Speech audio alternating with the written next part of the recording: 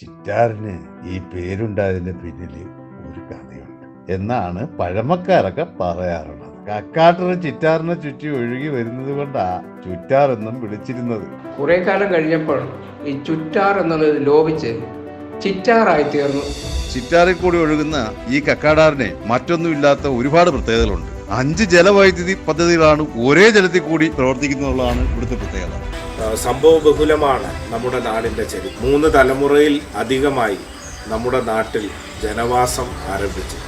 ചെറുപ്പം മുതലേ തേയിലത്തോട്ടം എനിക്ക് വളരെ സുപരിചിതമാണ്. ചിറ്റാർ എന്ന് പറയുന്ന ഈ ഒരു സ്ഥലം വളരെ ചെറിയൊരു സ്ഥലമാണെങ്കിലും ചരിത്രത്തിൽ അതിന്റെ പ്രാധാന്യം വളരെയധികം ഉള്ളതാണ്. പത്തനംതിട്ട ജില്ലയുടെ മലയോര പ്രദേശമായ മനോഹരമായ ഭൂപ്രകൃതി ഉള്ളതും ജനങ്ങൾ തിങ്ങിപ്പാർക്കുന്നതുമായ ചിറ്റാറിലെ എല്ലാ വർഷവും ഡിസംബർ 31 പുതുവർഷ ആഘോഷമുണ്ടായിരുന്നു. എല്ലാം ജാതി മതവർണ്ണ വർഗ ഭേദമന്യേ എല്ലാവരും ചേർന്ന് ആഘോഷിച്ചിരുന്ന ഒരു ഉത്സവമായിരുന്നു.